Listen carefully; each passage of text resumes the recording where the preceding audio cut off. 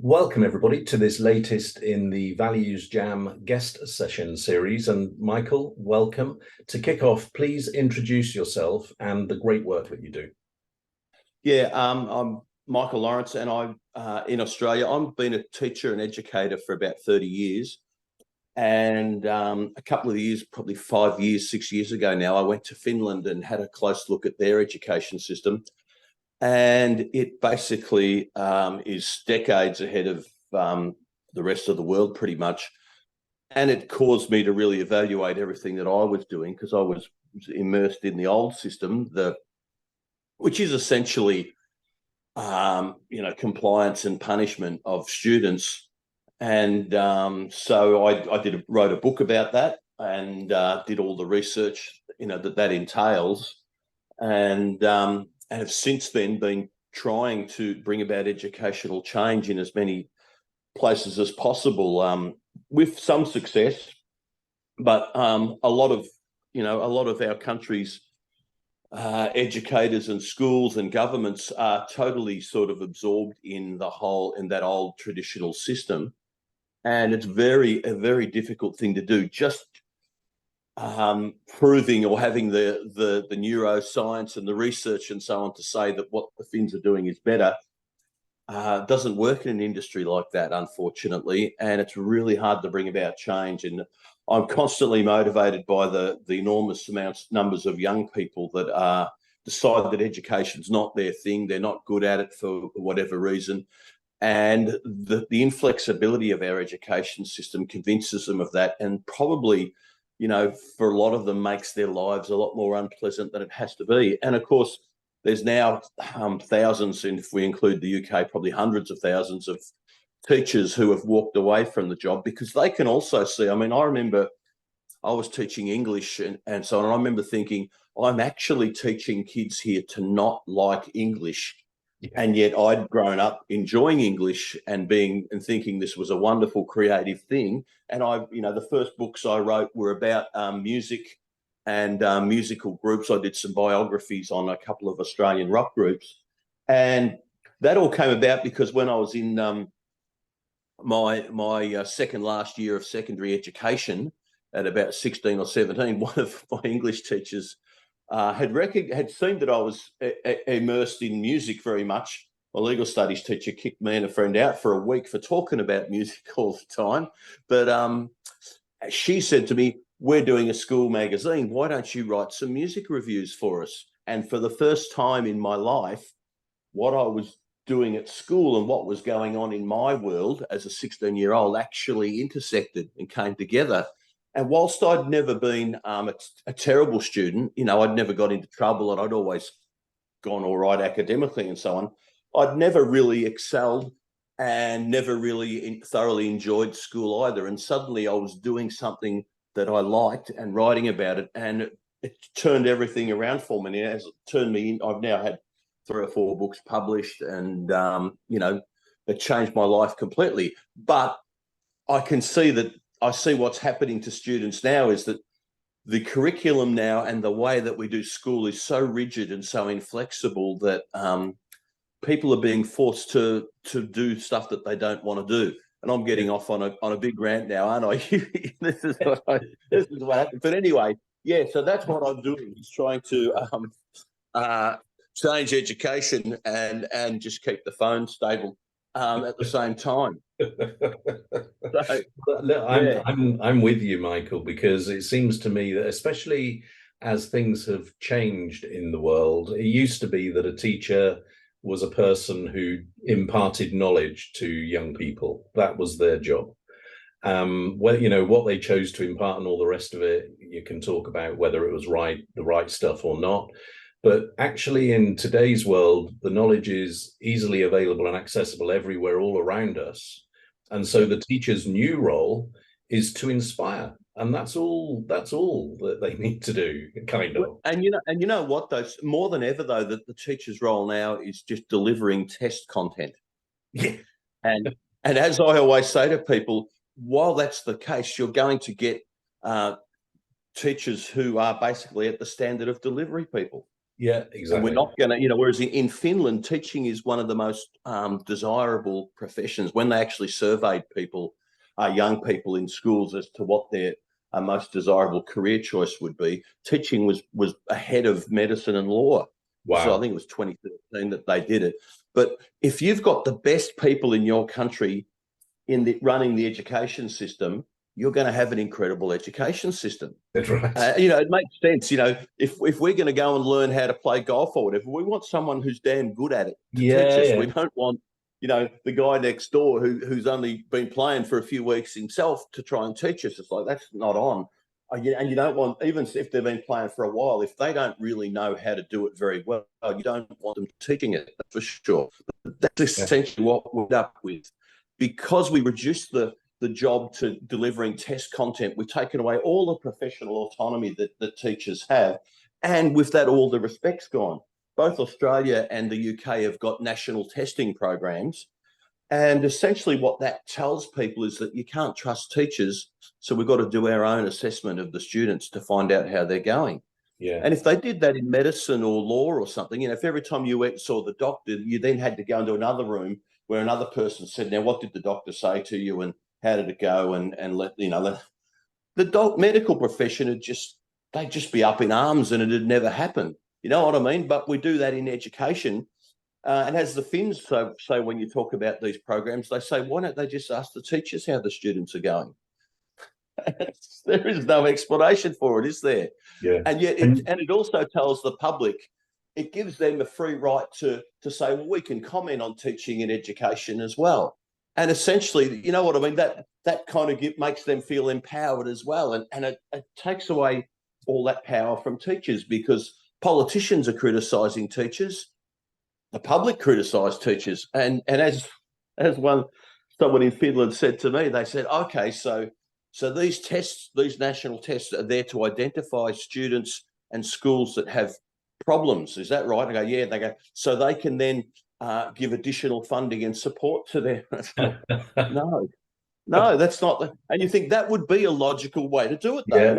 That makes perfect sense that they might have thought that was the case. But no, essentially it's to try and shame these schools and teachers into action, as if they're all sitting around in the staff room with their feet up, relaxing, saying, oh, look, we might get serious at some point, but, let's wait until we get shamed before we do it. Yeah. That's just totally illogical, isn't it? I'm just idea. taking. I know it's the same. It's the same there, isn't it? Michael, the example you gave of yourself and writing the music reviews and all of that sort of stuff, and how it transformed your approach. Imagine extrapolating that to the whole of the school population around the world, and how much. That's what happens in Finland. That's what happens in Finland. I'll tell one little story. I know you want to get onto the cards and stuff, but while I was over there, I was taken by a friend of mine over there, took me around. He took me to a classroom and he sat me outside in the corridor and he said, the teacher will be here in 20 minutes. And I said, okay, all right. I sat there. It was pretty quiet. I relaxed. Anyway, the teacher showed up and we went into the room. And the room was full of students. And I thought I'd been sitting out inside an empty classroom.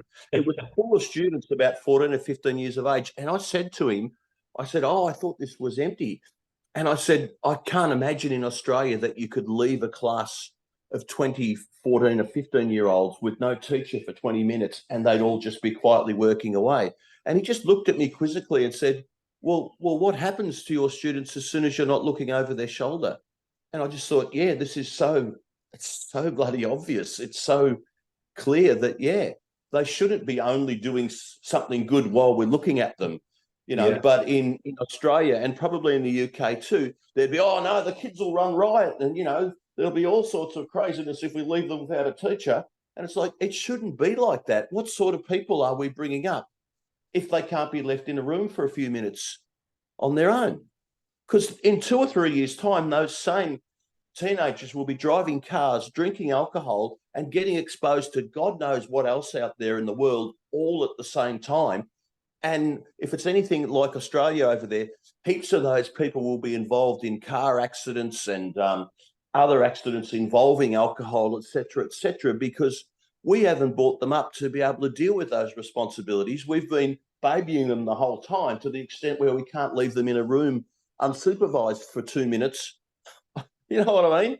That's a But brilliant that's what story. they've done in Finland. They have turned all this around, and suddenly the students are doing work because they're going to do their work because it's their work, and they structure it and they use all the neuroscience and so on, so that it's all about giving the kids responsibility and wanting the kids to enjoy learning and so on. And actually, that same class, I said to the teacher, "What are they studying here?" And he said, "Oh, it's history." And I said, "Yeah, but what part of history?" And he said, "Well, for many of them, this could be the last time they do history.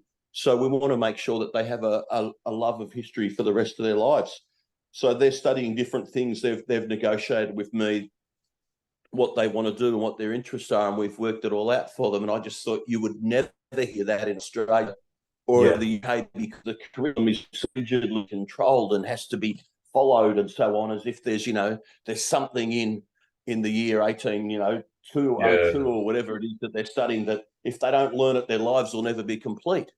It's you know what I mean? This standardized curriculum stuff that teachers have to do now. Anyway, that's enough me. That gives you a good idea of what I'm doing and why I'm doing it, perhaps. Yeah, it does, and the passion is there for everybody to hear and to see. So we're going to get to our values jam now. I'm really curious about what card we're going to have and where this conversation is going to go. So to start with, I've got a pile of cards here. How many piles in front of me would you like me to lay out? Two. How's that sound? Yeah, that sounds good. And do you want left or right? Right. Okay. So in this pile, I've got 6, 8, 10 cards. So a number between 1 and 10, Michael. 7. 7. Okay. So this is the card that we've got and we're going to play with today. So health. And to kick off, what does health mean? And what does it look, feel, and sound like? Health. Oh, well, it's at my age, health is a very different thing to what it was 20 or 30 years ago. And so, yeah, that's a huge thing. Are we talking on a personal level here or on a state level? Whatever comes to your mind. All right. Yeah. Well, first of all, the first thing that it's been so topical the last few years, particularly post-COVID, is mental health. And I think that's been more than at any other time probably in the history of humankind. I think mental health is first and foremost in the agenda. You see it in the headlines, you see it hear about it in the news. Well-being, words like that were hardly ever mentioned decades ago. I'm sure you'd agree, and yet they're now everywhere, aren't they? They're all over the place, and I think that's a really. I think COVID was certainly partly responsible for that. I think a lot of people struggled with the isolation of COVID, where the state that I live in had some of the longest lockdowns in the world, I believe, here in Victoria in Australia. Yeah. But we also had, I felt, the outcomes from COVID were pretty minor here, I think, compared to Florida. I think's got a similar population and so on. And they had something like 10 times the death rate that we had here. So whenever, generally speaking, the government that imposed those lockdowns got re-elected after it. So most of the people were pretty happy, even though there's always a few people that want to, protest or whatever about it. But I think health, mental health in particular, has been a huge thing since that, and particularly in this state with those. We had months here where we were locked down. I was teaching school remotely, and I know there was lots of that over there as well. Yeah, and that tested the students as well as the teachers. I think also, many students completely forgot about their studies, and unfortunately, I think many of them probably found their mental, when you're young, even when you're a teenager, mental health isn't on your radar. And I don't think that those young people had the same sort of self-care sort of things. Adults, I think, I used to, on a Friday night, a group of people that I would regularly catch up with, we would have a Zoom, and often we'd be sitting there with a drink of some sort beside us on a Friday night, as if we were in a pub somewhere or something, socializing, pretending that we're all in a different room on our own, in a different, miles away from each other, sitting there trying to replicate what that social sort of interaction. I don't know that young people were as conscious of it as that, but I think that I wonder how we'd have gone if we had the sort of technology we're using right now. Can you imagine if it had all happened a couple of decades earlier, say in the 1980s or something, before mobile devices and all that? It would have really, I don't know what sort of damage it would have done had that not happened. So it was an interesting social thing to go through, I think, and that's just talking mental health. Yeah, and just what are your thoughts? Michael, can I ask you a question? Because I think your perspective on this would be really interesting. I've been speaking to people since COVID about how there seems to be an underestimation of the impact that it had on people, particularly younger people, for some of the reasons that you've mentioned, in that they probably were less aware and conscious of the impact on them. They were just going through it. And without advice, without education, without any kind of help, or without very much help to get through it. And it seems to me that people think that just because COVID is officially over, and just because we're back in school and all the rest of it, that the period is finished. But it feels to me as though there is an overhang, there's a hangover. Do you see that?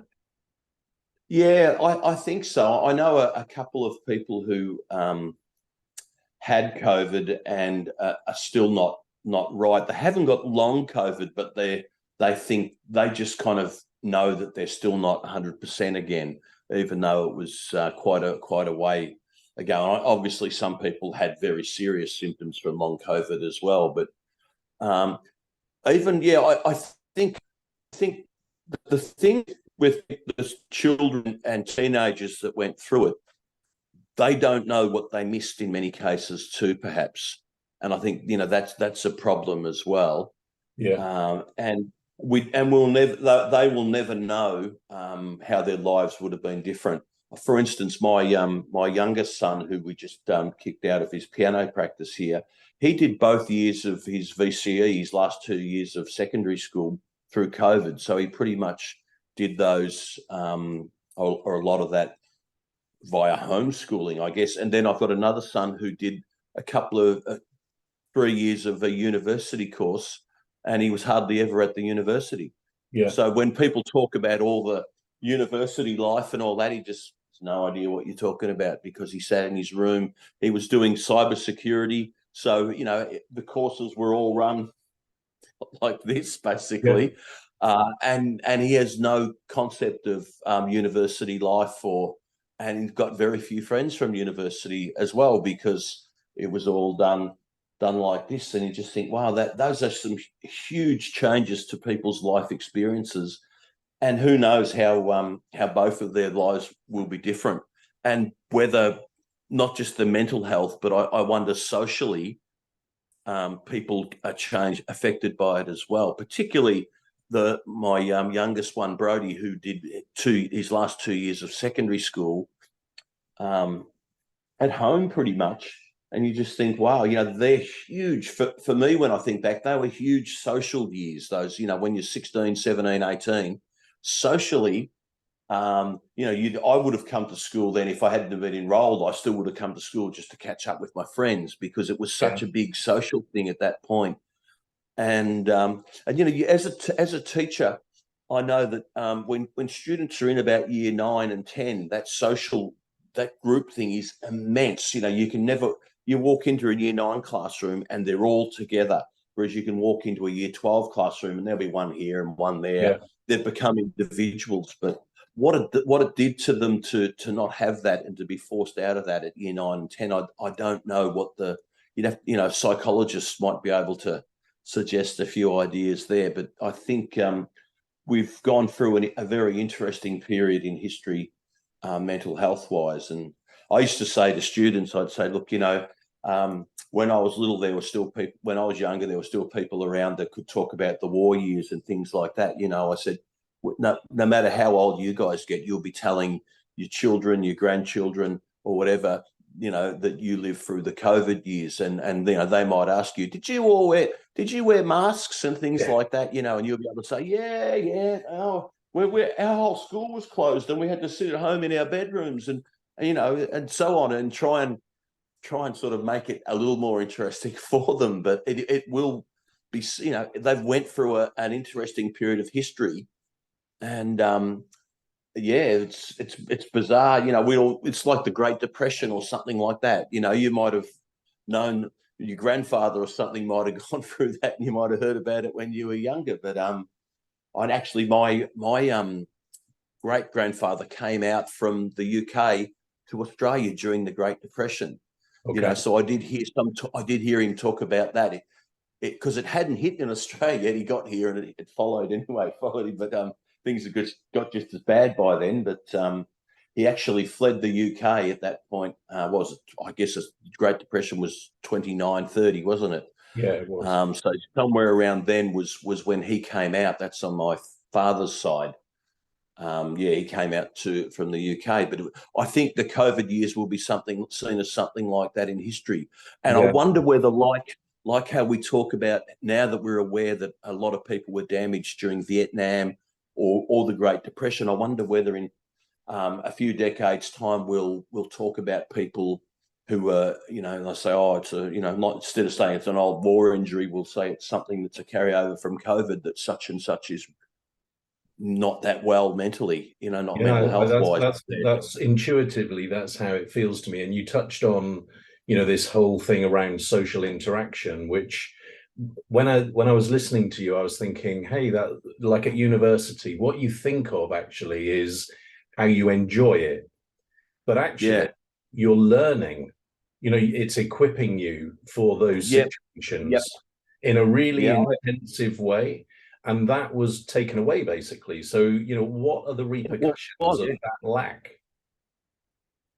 And, you know, we may not know about those. Like at the time of the Vietnam War, when veterans came back, it wasn't until a few years later that people started to get an understanding of what those repercussions were. Yeah. And I suspect that the COVID thing could be the same. You know, it could be a few more years' time before you start to realise that such and such a person, or some people start to realise that they're not going to return to what they were before the COVID year. I was only going to say before the war, but it's a similar analogy, isn't it? It is. How much will life return to what? And some people themselves might be thinking, oh, I'll get back to being a normal like I was before, and maybe surprise themselves to find that they don't end up there with the passing of time. You know, it's certainly an interesting time in history that we're in.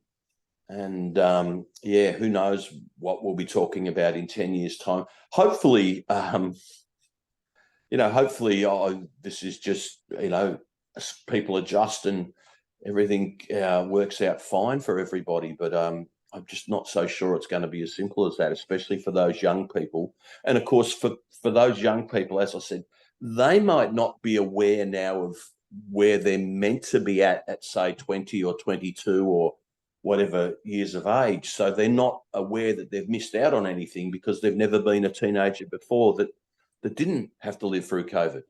Yeah, and I remember when we came out of lockdown and when we started to interact socially again, I remember how uncomfortable it was for me.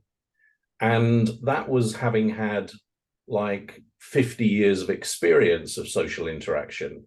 So imagine somebody who's 14 or 16 who's suddenly taken out of the system at a time when their learning is really intense and accelerated, and they lose that.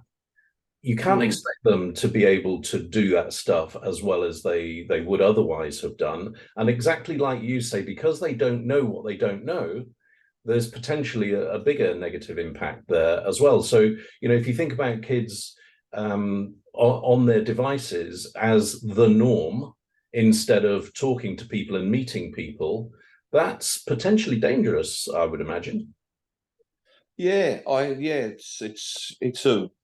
It's a real unknown sort of quantity, isn't it? As to Yeah. where it'll take us in, and so much of your work life and all aspects of your life are all social, really.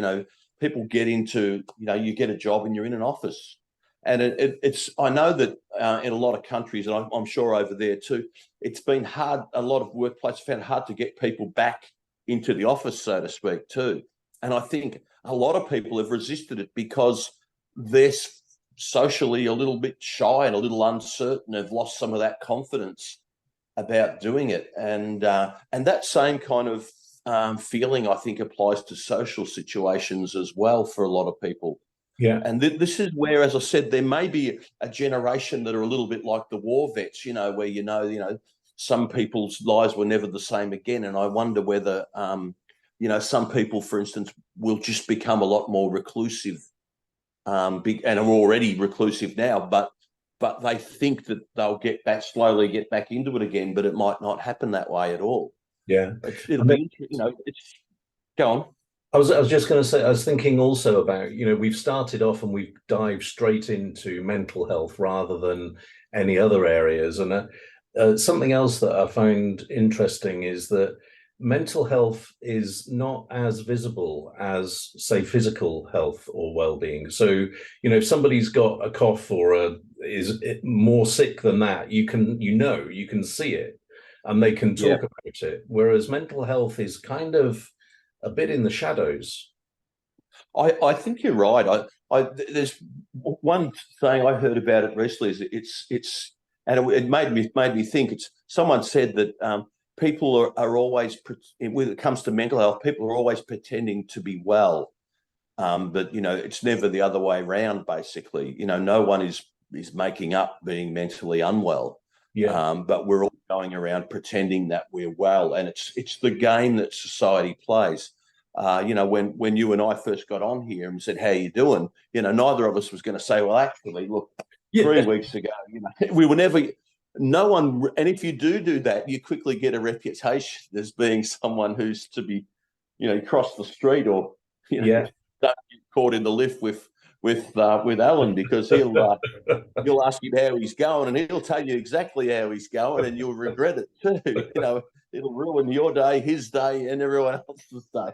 But we don't do that, and you have these, what do they call them? The "Are you okay" days. They have that over there. Yes. Yeah, they have that here too, but it's kind of this token thing where one day a year we ask each other how we're going, and I don't know about you, but I've never asked anyone on that day and they've said, "Actually, I'm really struggling." Because if you are struggling, you're going to hate "Are you okay? Are you okay" day, because you're going to have about 50 people ask you, "Hey, Alan, are you okay?" You know what I mean? And you're going to think, how many times do I have to say this? So to me, it's good that it brings up the awareness of the issue, but I'm not sure how people who have got genuine concerns, I'm not sure how much they appreciate being asked 50 times that day, "Are you okay?" And having to basically, well, I imagine that they probably just lie through it. And it's really, the mental health thing is such a huge thing. I saw a little meme on social media, and there was Heath Ledger, who, of course, killed himself. And I don't know how accurate the quote was, because you know what social media things are like. But it had him saying, people always ask, "Hey, how's your career? Have you got a house? Are you dating anybody, etc., etc.?" But they never ask you, "Are you happy?" And I thought, wow, that is a good quote, and I could see that someone in your position like that, who for all intents and purposes, it looks like he's going great, as he would have been at the time. He was, close to being one of the biggest actors on the planet. And probably if he was alive today would have become that, would have become bigger than nearly any other male actor. Yeah. And he killed himself. And you just think, wow, yeah, clearly he wasn't doing that well. And that, so I imagine that, if that quote was true, I hope a few people actually heard it and tried to help him or tried to talk to him or whatever. But it's horrible to think that he may have been going around saying things like that before he actually killed himself, trigger warning and all that kind of stuff. I don't, but you know what I'm saying? It's, I guess it tells us that anybody can be extraordinarily unhappy, no matter how successful or happily they may appear from outside. Yeah, and it's making me draw a parallel with, earlier we were talking about education and the system there. There's something about the power of the system and the impact that it has on the individuals within the system, and perhaps us not recognizing the power that's there, actually, either for good or for bad. So, in the Heath Ledger situation, or when you're talking about social media and people always wanting to be seen as being good and, I'm doing great things and I'm doing really well, if it's false, it's actually very unhelpful. And yet it's not necessarily, is it? Well, the individual, of course, does have power over their actions. But if the system is really pushing you in a certain direction, it takes quite a lot of courage and confidence to not go with it, right? If that's what the expectation is all around. And I kind of think, education being the area that I work in, I don't know that our education system is helpful at all to young people in dealing with this stuff. That you always see all the stuff about well-being and all this kind of thing. And I get sick of hearing about well-being for teachers and well-being for this and that, because I just feel like saying, why don't we just make teaching a job that doesn't drive people to feel depressed or upset or stressed or whatever? And why don't we make schools places where students aren't depressed or upset or whatever? And that was what I saw in Finland. Was I saw students enjoying school, enjoying learning, having responsibility, taking responsibility for their learning. And Finland have had that in place for a couple of decades now. And I don't think it's any coincidence that for the last 4 or 5 years, they've reported as being the happiest country. Yeah. And I think once you get the education system right, you transform society. There's no question about it. If you've got your young people going and this is the thing, it's got to be everybody. Countries like ours, and both countries of ours, both have got these huge private school systems. But the problem is they're going just fine. If they're at Eton or Geelong Grammar, I'm not far from Geelong Grammar, which King Charles spent a year at. And you can imagine what that school's like. But those, the people at those schools may be going just fine. Although ironically, I know Geelong Grammar's has had immense problems with students' mental health and so on through the years. But that's another story, of course, why people in that social class have issues. There's expectations and all sorts of stuff comes into it there. But one of the things Finland is big on is equity. Everybody in their education system gets a good education. And I remember the first couple of schools I went to, asking the teachers there, saying, how does this school compare to the other schools? Because I wondered if I was being given the showcase tour. And the teachers just looked at me quizzically and said, in Finland, every school is a good school. And I just thought, wow, that is such an obvious thing. And a couple of different teachers in different schools gave me exactly the same quizzical look and said exactly the same thing. And I went to probably a dozen schools or more in different places, well apart from each other, but it was always the same. In Finland, every school is a good school. All schools are given the same budget. There are no private schools. And when they've done international testing, the PISA test, I don't know if you've heard of them, but it's an international standardized test kind of thing. The difference between the best and the worst in Finland is narrower than any other country. So essentially, everybody's getting a good education. And basically, everybody, the reason that they report, when they've looked into why are the Finnish saying that they're the happiest country, one of the reasons for it is that they all feel like they get a fair go. And they feel like there's transparency with their government, so there isn't a whole lot of corruption and so on. They feel like And things like that make you feel a lot happier as a person. Yeah. And hence why they report as being the happiest and have done so for, because I always thought, look, those Nordic countries are never going to come into those kind of things because in winter it's dark for 27 hours a day or something, you know. Yeah. But of course, that apparently doesn't matter. It doesn't come into it at all. So this is one of the things that makes me so passionate about getting the education system right, because you're literally transforming society. Once you get that sorted out, you literally then got this machine that's bringing out responsible, happy, well-educated, knowledgeable people. And essentially those people are going to vote for better governments. They're going to insist on everything being done at a higher level. And Yeah. you've transformed society, haven't you? Yeah. It's an incredibly powerful thing. But I also think that in Australia and in the UK too, I know there are a lot of people that don't want to see the big private schools no longer running the show, for instance. A lot of them think that there should be a poor underclass because we need people to work on low wages and so on. And they probably would be reluctant to say that in any public forum. But I think that that's the way a lot of people what they really believe. Do you think that's the case over there?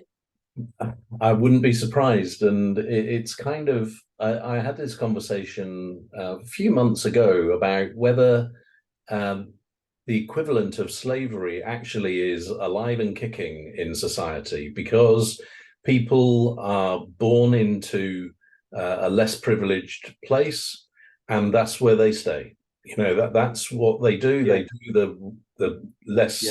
attractive jobs, and that's the way that the people with more money can continue that existence, and it's self-perpetuating. So I kind of get where you're coming from on that. I just wanted to mention something, actually, when you were talking about how you get fed up with people talking about well-being and correction and all that sort of stuff. I'm with you there. And it reminds me of a colleague of mine, and this is in the corporate world where I work. And one of the things that he said was, you know, people bang on about employee engagement, and there are employee engagement programs. And what he said was, you know, what about if we didn't disengage people in the first place?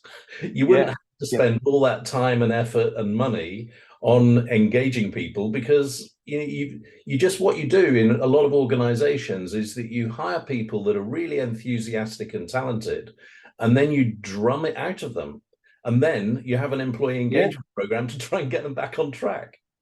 Well, what's the old saying? Instead of pulling people out of the river, why don't we look upstream and see what's pushing them in? Yeah. And it's just sums it up beautifully, doesn't it? And I think that's what the Finns have done, is they've got rid of a lot of that thing, and they've literally created equity, and not equality, but equity. A lot of, you hear in Australia, a lot of people say, oh, look, you know, you can, if you work hard here, you can do anything, and so on. But as you said, it's a lot harder if you've come from a poor background. And unfortunately, one of the things that's happened in Australia, and I'm sure it's happened over there, is that the prevalence of the big private schools, and the town that I live in, a small city here called Geelong. It's about 250,000 people, but it's got a lot of big private schools in it. And what inevitably happens is that there's a bunch of government schools, and government schools in Australia no other country spends more money on the private schools than they do on the government schools, like Australia does. We pour more money into the non-government schools as a government than we do into the government schools. And what inevitably it does, though, it creates these ghetto schools, because a lot of parents are sending their children to Catholic schools and private schools and whatever, because they can see that the government schools are falling apart. They're not as good. The buildings are older and so on. And I think that conservative governments here over a few decades, that was their plan. That was what they wanted to happen, because conservative governments basically believe that private enterprise should be running things, you know, and the government shouldn't be interfering too much.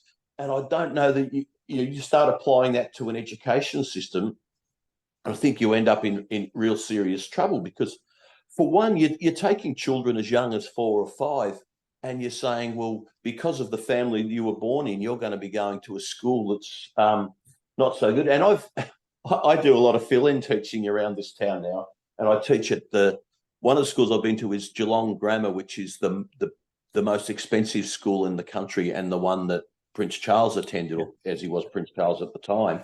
And the other one that I go to, I won't name it, but it's in one of the working class areas here. And I often say to people, schools like this in any other world wouldn't exist, because it's full of all the kids who are left over because their parents can't afford to send them to a private school or drive them some distance to one of the better government schools, so they end up in this one. Yeah. And the stories of some of the students and so on are just horrific. I remember talking to the daily organizer there one day, who said, oh, had a student here not long back. There was a knock at his door. He was watching TV with his father, and he said someone came in and shot his father in front of him in their lounge room. And I thought, that's a good excuse for not doing your homework and doing well at school. And I was teaching a class last year, and a girl's phone went off, and I thought, that she didn't answer it. And I thought, good, I won't, have a go at you for that. That's fine. You've put it away. But I heard the conversation, the boy beside her, she said, oh, that was my dad. And she said, do you want to have a look at him? That's him. She said, that's what 20 years of drug abuse will do to you. Yeah. And I just thought, wow, it's good that you recognise that and understand that. And, hopefully you're learning from it rather than following in that path. But that's what a lot of kids have to put up with, is things like that in their lives. And it's not their fault one little bit that their parents ended up like that. But that unfortunately, the education system, the way it is, there's a fair chance that they're going to struggle in life as well, because we've created that for them, haven't we? And I think in Finland, by getting that education system right, they're breaking out of that cycle. They're breaking people out of that cycle of poverty and hopelessness and so on as well, I think. And that's a magical thing. If you can do that in a society, that's a successful society. And I'm not sure if someone was to come down here from, the planet whatever, or God or whatever, and come down and have a look at the way that we've got things at the moment, that they'd necessarily say it was successful. Because, someone might say, well, we've got this and we've got that. We went to the moon, and look at this building. They'd say, yeah, but some living under a bridge and sleeping on the step there, and these ones over there, they're starving to death. And in Africa, you know what I mean? It's Michael, all. You're making me laugh, because I use that analogy a lot. So the way I describe it is a couple of aliens in their spaceship sat up there above the Earth looking down, and it almost word for word what you said. So I talk about one of them saying, hey, look over there, there's a load of wealth. Goodness me, look at that. And the other one says, yeah, but they don't seem to be looking after it, because there's a lot of waste as well at the same time. And then the first one says, hey, yeah, and look over there, there are people that haven't got food and they're starving to death. They haven't got clean water. They haven't got medicine. And then the conclusion is, one says to the other, shall we report back that there's no intelligent life form here and continue our search? Because I think you're right. It's like, there's a quote out of a business book, but I kind of translate it to a society is shaped by the worst accepted circumstances for the most vulnerable people. Yep. And if you think about responsibility, the children of those most vulnerable people should never be held accountable or to blame for their circumstance, because they're just babies. They've got no idea. I mean, and at what age do we apply you're poor, you're not, you go to this school. It's like because we're doing it to 4 and 5 year olds, and that's a very young age to be making such a huge call on where their lives should be. And but that's what we do, and no one sort of questions it. No one sort of says, hey, maybe we should be, in Finland, they're giving everyone equal, not just equal opportunity, but they're actually making sure that they take that opportunity too, I think. And they're using neuroscience and research and so on to do that. Whereas we might say, oh no, well, you know, we force them, and you can't force people to do stuff either. I was in a class just today to give you an example of that, and I got the same Year 7 class in the morning and in the afternoon, and I've never seen these kids before, so I'm just doing a fill-in thing there for today. But in the morning, I'm taking this class, and the vice principal of the school walks by, looks in the room, and comes in and says hello, and points to one kid and says, and this kid had a baseball cap on, and he tells him to take the baseball cap off. So anyway, the afternoon class, I've got the same group again in a different room. They're tired, they're supposed to be doing maths, and of course, about halfway through the session, there's about 20 minutes to go, and I look across, and here's the same kid with the same cap on again. So I look up the thing. His name. I saw what his name was, and I said to him, "Chris." That's not his real name, but I call him Chris. Yeah. I said, "Chris, come over here, buddy. These are Year 7s, so he's 13 or so." And I said, "Chris," I said, "Look," I said, "remember this morning when the vice principal came by and you're wearing the cap there?" I said, "The moment you're sitting with your back to the windows there," and I said, "he's still walking around." I said, "He's going to see you long before you see him.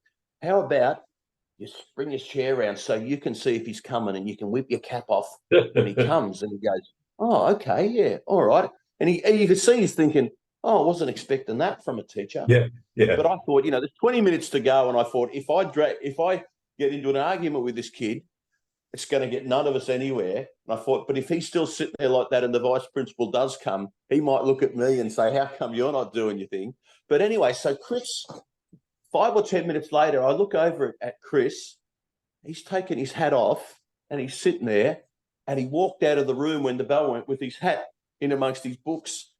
And you know what? Because I wasn't trying to make him do something he didn't want to do, it had no attraction to him anymore. Yeah. And I thought, wow, what an interesting little thing. Because you don't expect, when you don't have any chance to get a relationship with the kids, they don't know you, you don't expect to really have any great impact. But occasionally, even though I'd only been in the room with him for an hour at that point, it had worked. I thought, wow, you know, he's walked out without having the cap on, and he kept it off for the rest of the session, just because I'd basically, and this is one of the problems with taking young people and teenagers and all the compliance stuff, all the rules and so on. Who'd have thought that teenagers might not like rules and being told what to do, huh?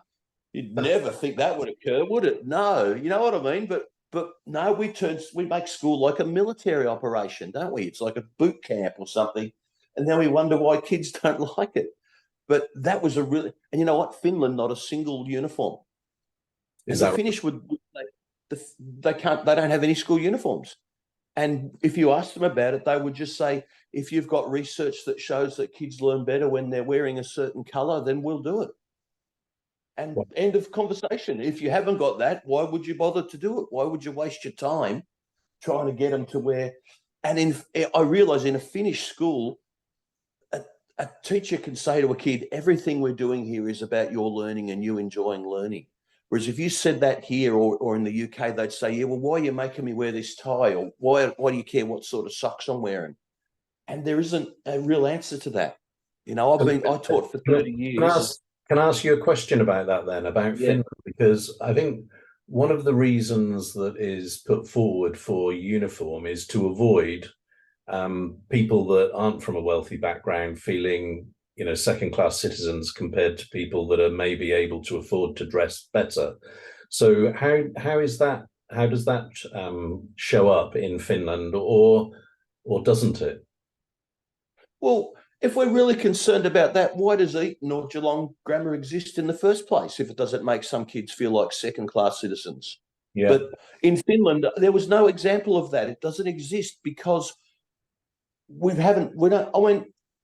we walk around the streets, are you looking at young people on a weekend, on a Saturday or a Sunday, and saying, oh, these rich ones are really hoarding it over these other ones over here who can't afford clothes? You know what I mean? That doesn't happen on weekends. Well, so let me share an example. I became really aware, when was it? It was last week. I had a lunch appointment at a pretty upmarket private club in London. And when I was there, I arrived slightly before the person that I was having lunch with, and I was kind of people watching. And I was struck by how well presented, well dressed, and healthy people looked. It was an environment where you just thought, I can understand that these people have money. And then on the way home, I got off the train, and the stop is not in a particularly good part of London. And I was really conscious about how people were not so well dressed, how they didn't look very healthy, how many more of them were overweight than in the environment where I'd had my lunch. And so I'm not sure about what you said about at the weekend, actually, because although you wouldn't have noticed difference in either of the two locations, I certainly noticed a difference between the two. Yeah, I've heard that argument before. The other argument that I heard, which was at a school I was working at, was that someone said, "Oh, the reason that we like to have the uniform is because if the kids are going to be defiant, they're defiant about uniform and things like that, not about bigger things." And I thought, Okay. and that was their reasoning for it. And because once again, when I go into these working class schools, they're not, they've got uniforms, but they're pretty scrappy looking uniforms. They're well worn out and so on. I'm not sure what purpose it serves there. Our schools are so immensely class divided that the fact that they're wearing that uniform of that school is a statement about their class in itself, because in the same way that the kids from Geelong Grammar are wearing the Geelong Grammar uniform, and that's an immense statement about their class as well. And no one seems to be concerned about that either. Yeah, but actually, that other little. Go on, sorry. To support what you're saying, actually, so working in the corporate environment, hospitality was the sector that I worked in. And I was speaking to a general manager of a Ritz-Carlton hotel. So Ritz-Carlton are, really top-end hotels. And I was curious because they did not have a global standard of uniform. And some other hotel companies do have a global standard. So I said to the guy, what's the thinking around this? And he looked at me as if I was stupid. And he just said, I bet it's a bit like the guys that you met in Finland. They were like, why are you asking me a question like that? Because he said, what they wear is so little importance compared to how they behave. Yep. And that's such a huge thing. I mean, for instance, Donald Trump forces everybody to wear ties that works in his hotel. That put me off, where I haven't worn a tie since I became aware of that fact, because I thought, well, surely that makes the tie a symbol of corruption and racism and all those things that we know that he now stands for. But yeah, somehow the tie, and when I was in Finland too, the teachers are considered to be professionals, but they wear whatever they want. Yeah. Because just like your doctor or my doctor doesn't wear a uniform, because they're professionals. That's the thing with being a professional. No one's telling you what the micromanaging little details of your job or your life, because that's what being a professional is. I remember when my son had braces and we'd go into his, what is it, the orthodontist, whatever it is that does the braces, and he'd come out in shorts and a Hawaiian shirt and all this, like he just flown in from Hawaii or somewhere. But he's a professional. He can wear what he wants. That's what professionals are. And I didn't think that, he's not going to do as good a job because he's wearing it. Because he did. He had this, he seemed to like these Hawaiian shirts and all that. And I always would smile whenever I saw him. But I never thought less of him professionally. And he was wearing shorts, and I thought, a teacher would probably get told, "Oh, that's not very professional." So, what do you mean? How can you judge someone on what they're wearing? It's ludicrous. It's a great point, Michael, because I'm thinking that combination of professionalism, and you're a doctor, so it's quite clear that you have the capability, and then authenticity, where You don't have to wear a uniform that somebody's imposing on Exactly. you. That is a really healthy combination. In fact, you could almost argue that, hey, if someone is trying to impersonate a doctor, you can be sure they'll be wearing a full suit or something, you know, Exactly. or they'll be Exactly. wearing the medical gown or whatever, because that's what a good impersonator is going to do. You know, you must be a damn good doctor if you don't feel that you need to wear all that to look like you know what you're talking about. Yeah. And I think, anyway, yeah, we've digressed immensely from the health We thing have, that but we I think started on. that last point that you've made there about when you're good enough not to have to pretend, I think is a brilliant place to draw this values jam to a close. And we need to do that with a final question. And that is, what are you encouraged to do differently about health as a result of our conversation? Look, I'm inclined to believe that schools and people in general need to place a priority on an active social life. I found as I've gotten older, I started this probably about 8 years ago. My kids had just got to an age where they were old enough to be often doing their own stuff. They'd be over at their mates' places and gone and so on. And I realised that I'd let a lot of my own friendships go. And I don't know if you're a parent, but Yeah. did you go through that a little bit? When the kids, they dominate your life for a while, and then they get to be, they're mid to late teens and they're off doing their own thing. And I started doing this thing where I would message a few friends during the week and say, let's catch up for a drink and a chat and so on. And I've made that for the last 8 years or so. Every Friday night we do it, as I was saying before, during COVID, Yeah. using a Zoom, and we'd be sitting there with a glass of wine or a beer or something we'd be miles apart in a room on our own, but having a laugh and a joke still, trying to replicate that social sort of thing. But I think that that's one of the best things for not just mental health, but health in general. And, all the surveys on longevity and stuff show that people who have that sort of social interaction and that sort of social life, it extends their lives to have that. And I don't, it's a tricky one to suggest exactly how we can do it with young people and so on. But I know that that's how I prioritized it in my life, is that for the last 8 or so years, I've had a group of mates and friends that I've caught up with. And I send out a message on about a Tuesday to about 8 or 10 people. And sometimes there's only 2 or 3 of us or 4 of us, but whoever's around, or they know where we're going to be, because we don't always go to the same place, but they know where we're going to be and when we'll be there, and they can show up when they feel it's good for them or whatever.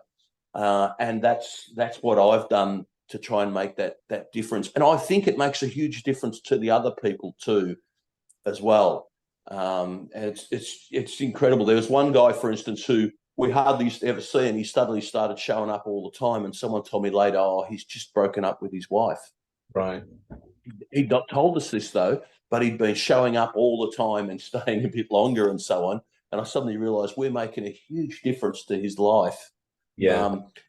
He's not telling us, he doesn't want to talk, and I get that. He probably sits at home all week on his own, feeling a bit lonely and so on. But when he's there with us, he's just a bloke again, and he's having a laugh and a joke, and it's all good. And that was when I started to realise this isn't just about me; it's about a whole lot of other people too. But that's one thing I'd recommend to anybody is schedule regular get-togethers with friends, because they're gone fast, they disappear.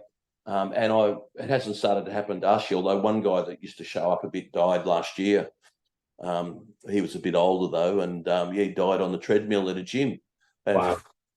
And Mike, I'm going to take. Yeah, life's short, and that social stuff is just so important. Yeah. And it's more important than I think. So I lost you for that last word. You're going to take what?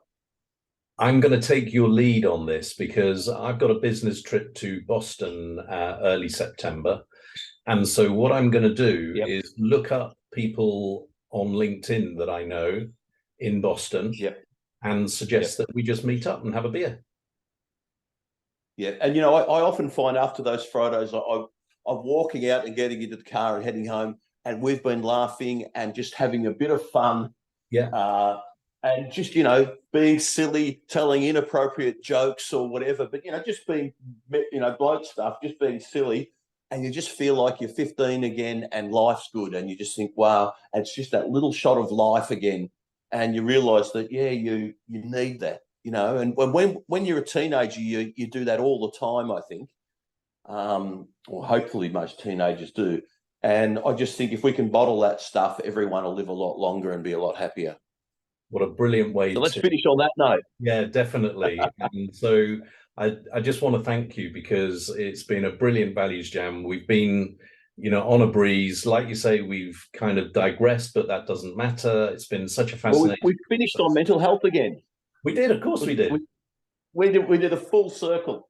Yeah. All right. Take care, If you're Michael. if you're ever in Australia, we'll catch up on a Friday night for a drink, all right? I'll take that as an invitation for sure. Cheers. Okay, mate, it's been a pleasure. And next time I'm over there, I'll catch up and you can buy me one, all right? For sure. Okay.